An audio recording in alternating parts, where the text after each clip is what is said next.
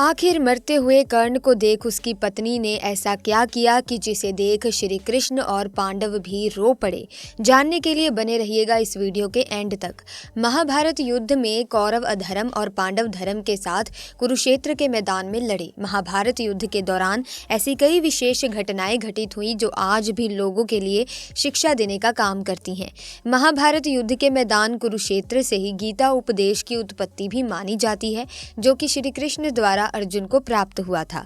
बचपन में कुंती ने एक बार दुर्वासा ऋषि का बहुत अच्छे तरीके से अतिथि सत्कार किया था।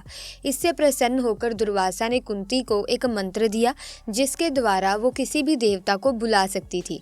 एक दिन कुंती के मन में उस मंत्र को आजमाने का ख्याल आया। वो बाहर निकली तो देखा कि सूर्य अपनी पूरी भव्यता में चमक रहे थे।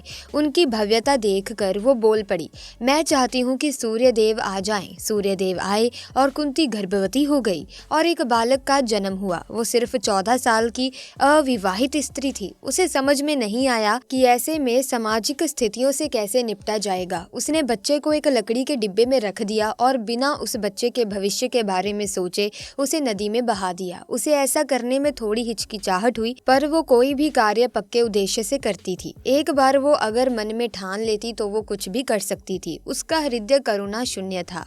तो चलिए दोस्तों, आज की वीडियो को शुरू करते हैं कि आखिर मरते हुए कर्ण को देखकर उसकी पत्नी ने क्या किया। आखिर कर्ण की मृत्यु के बाद उसके परिवार, उसकी पत्नी का क्या हुआ। तो चलिए अब बात करते हैं ज्ञान की। दोस्तों, वीडियो में आगे बढ़ने से पहले कमेंट सेक्शन में जय श्री कृष्ण सच्चे हृदय से जरूर लिखना।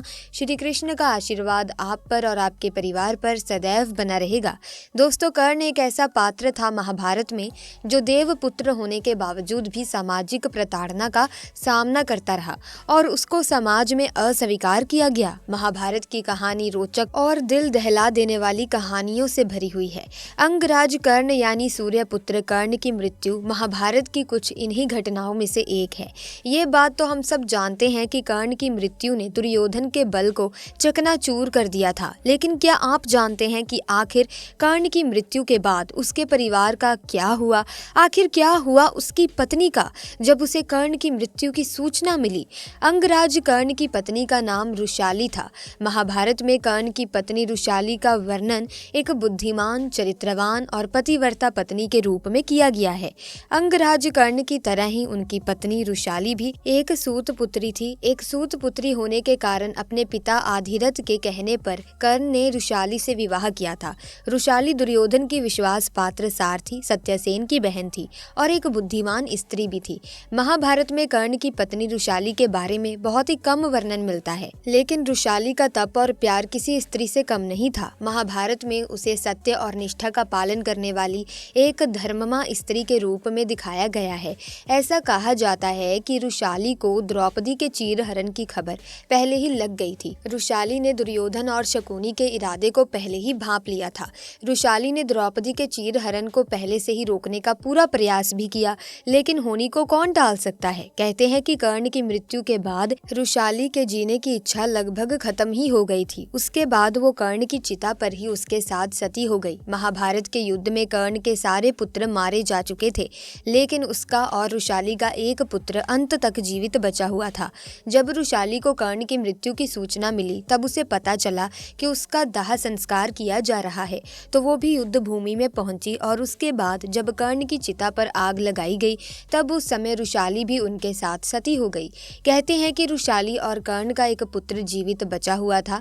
जी हाँ दोस्तों, ऐसे तो कर्ण के 9 पुत्र थे। कहते हैं रुशाली तो कर्ण के साथ सती हो गई, लेकिन सुप्रिया, माता कुंती, गांधारी और धृतराष्ट्र के साथ वन में तप के लिए चली गई थी। कहते हैं कि कर्ण के ये 9 के 9 पुत्र बड़े ही तेजस्वी और पराक्रमी योद्धा थे और ये सब अपने पिता के समान ही हर युद्ध कौशल में माहिर थे। महाभारत के युद्ध में कुरुक्षेत्र के युद्ध भूमि पर कर्ण के पुत्रों ने खलबली मचा दी थी। उन्होंने अनेकों पांडव योद्धाओं को हराया और भारी मात्रा में पांडव सैनिकों का संहार किया। कर्ण के पुत्रों ने युद्ध में वो रण कौशल दिखाया जिसे देखकर अनेकों पांडव योद्धा भयभीत हो उठे थे। अपने पिता कर्ण के समान ये भी पांडवों की विजय में बहुत बड़े भ्राता थे। पांडव जानते थे कि बिना कर्ण और उसके पुत्रों के दमन के वो युद्ध नहीं जीत सकते। वहीं युद्ध के 17 दिन कर्ण और अर्जुन के बीच बड़ा घनघोर युद्ध हुआ और जहाँ पर भगवान श्री कृष्ण की चतुराई और छल के कारण अर्जुन के हाथों वीर गति को प्राप्त हुए। उसी दिन कर्ण के 8 पुत्र वीर गति को प्राप्त हो गए थे। वही शत्रुंजय, वृषसेन और द्रुपद को अर्जुन ने मारा। वहीं भीम के हाथों बनसेन की मृत्यु हुई तो चित्रसेन, सत्यसेन और सुषेण को स्वयं नकुल ने मारा। इस प्रकार कर्ण के 9 में से 8 पुत्र महाभारत के युद्ध में मारे गए।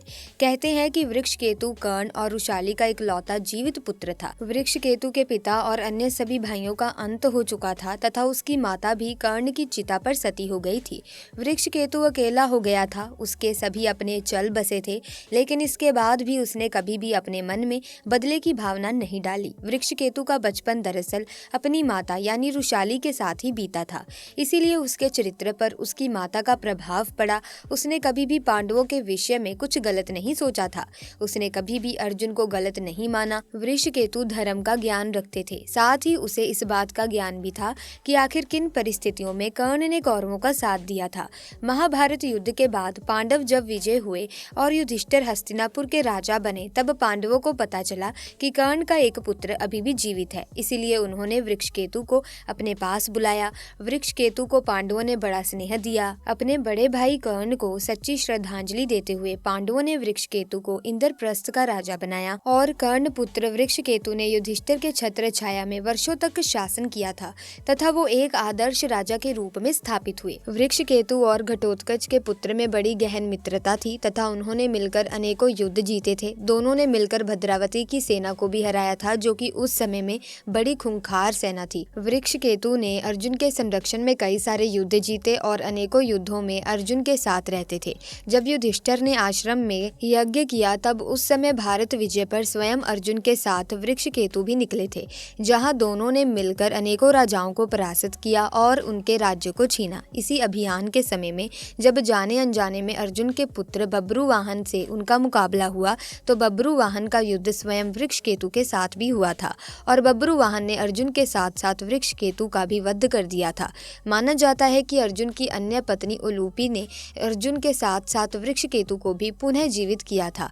कहते हैं कि वृक्षकेतु अपने पिता कर्ण की तरह ही एक बहुत ही तेजस्वी और पराक्रमी योद्धा थे और उनके शिक्षक कोई और नहीं बल्कि स्वयं अर्जुन थे, जिन्होंने पथ पथ पर हमेशा उनका साथ दिया, क्योंकि अर्जुन भी शायद कहीं न कहीं वृक्षकेतु में कर्ण की उस छवि को हमेशा देखते थे। सिर्फ यही नहीं, कहा जाता है कि वृक्षकेतु ही इकलौता ऐसा योद्धा था जिन्हें ब्रह्मास्त्र, वरुणास्त्र, अग्निअस्त्र, भावास्त्र और दिव्य अस्त्रों का ज्ञान था। सिर्फ वही एक आखिरी योद्धा थे जो पृथ्वी पर मौजूद थे जिन्हें इन सभी दिव्य अस्त्रों का ज्ञान मौजूद था। इसके बाद कोई भी योद्धा या उनकी पीढ़ी में से ऐसा योद्धा नहीं जन्मा जिसे इन सब दिव्य अस्त्रों का ज्ञान हो। तो आप कर्ण के पूरे परिवार के बारे में क्या सोचते हैं? कमेंट्स में हमें जरूर बताइएगा। अगर कर्ण कौरवों का साथ नहीं देते तो क्या होता, ये भी हमें अवश्य बताइएगा। इसी तरह से प्रिय मित्रों, आज की वीडियो में बस इतना ही। अगर ये वीडियो इंटरेस्टिंग लगी है, इन्फॉर्मेटिव लगी है, तो इस वीडियो को एक लाइक ज़रूर कर दें। साथ ही साथ इस वीडियो को शेयर करें। अगर अभी तक आपने चैनल को ही सब्सक्राइब नहीं किया तो जल्दी से चैनल को सब्सक्राइब करके बेल आइकन को प्रेस कीजिए ताकि नए वीडियोस की अपडेट आपको मिलती रहे। आपका बहुत बहुत धन्यवाद।